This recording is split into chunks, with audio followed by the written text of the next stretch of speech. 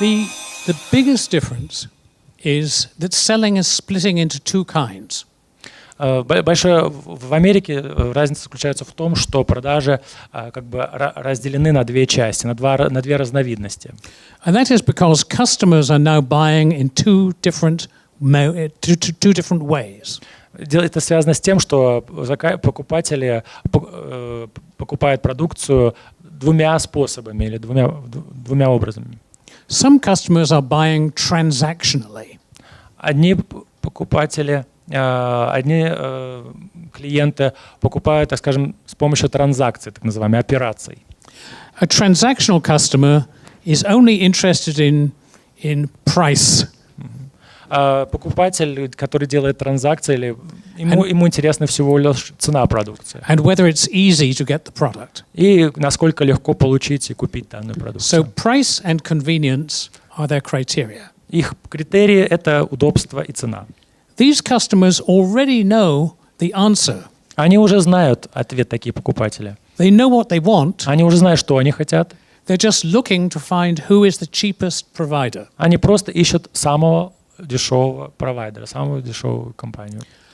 Now, those transactional customers are moving away from selling to the internet. И эти покупатели, транзакционные, так скажем, покупатели, они уже потихонечку уходят в интернет. Because somebody who already knows what they want and is just looking for a good price finds the internet very convenient. И они считают, поскольку те, кто уже знает, что они хотят, и знают, за какую цену они хотят, находят интернет самым удобным способом покупки. But there's another kind of customer. Но есть другой вид покупателей. We call these the consultative customers. Так называемые консультационные, консультирующиеся. Consultative customers don't know the answer. Они еще не знают, такие покупатели еще не знают ответа.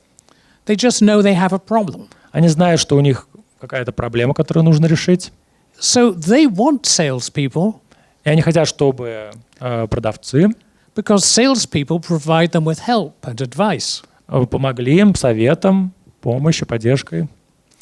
What we see happening И что мы видим, что is that more and more companies are taking their transactional customers away from the sales force.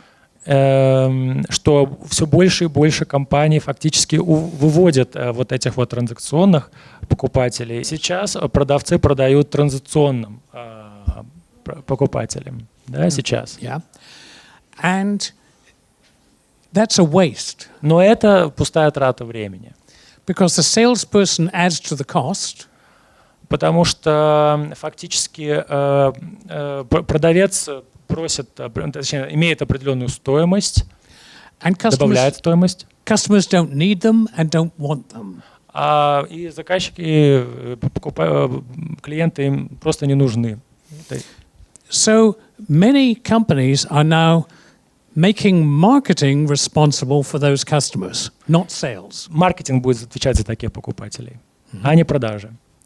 So we're seeing sales focusing more and more on the larger, more complex customers who need problems analyzed and who need solutions created.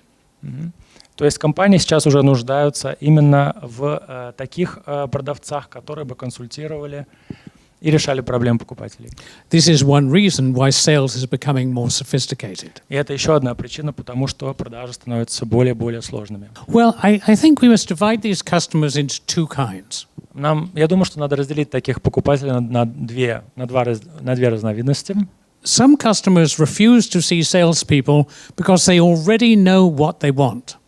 Некоторые из них не хотят встречаться с продавцом, потому что они уже знают, что они хотят.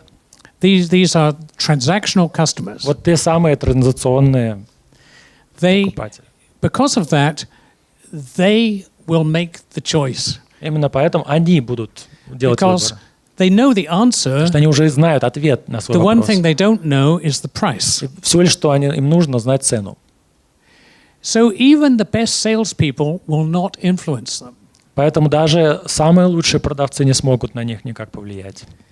But then you have others who just don't want to talk, but they have real problems. Но есть другие, которые не хотят об этом говорить, но у них действительно есть проблема. they don't understand how you could help them. Они не понимают, как вы можете им помочь. So the issue is, to those customers, how do you reach them? И проблема состоит в том, что как вы, скажем, сможете разговорить этих, как вы найдете нужды этих покупателей, как вы до них доберетесь. More and more, the best way to reach these customers is a customized approach. И самый лучший способ — так называемый индивидуальный подход. So we have a lot of information today about companies. Сейчас у нас огромное количество информации о компаниях. And about people inside companies. И людей внутри компаний. You can use that information to write a letter. Вы можете использовать эту информацию для того, чтобы написать письмо, which deserves an answer. на который стоит ответить, на который вы получите ответ. For example, I get about 600 emails a day. Например, я получаю где-то 600 имейл в день. Many of them are from people trying to sell me things. И многие из этих писем, в них люди пытаются мне что-то продать. If the letter is all about them and their products, I delete it. Я обычно удаляю письма, если это письмо связано с какой-то продукцией этих людей и так далее. But, for example, I got a letter last week, an email last week. Но вот прошлой неделе я получил следующее электронное письмо. It was from a man at a company, a small software company in the United States called Spearfish. Это была такая небольшая компания по продаже программного обеспечения. He was trying to sell me something. Он пытался тоже мне что-то And so продать. usually I would delete it. И я бы уже хотел было удалить.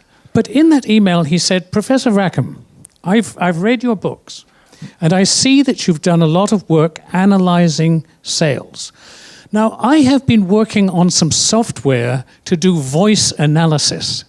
And I think that software would be very useful for analyzing sales.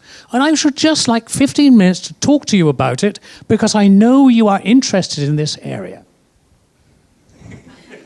Вот я господин Нил, и я много читал о вас, я знаю, что вы делаете много научных исследований, и я занимаюсь как раз разработкой программного обеспечения по анализу голоса, и хотел бы узнать, насколько это может быть полезным для того, чтобы использовать их в продажах.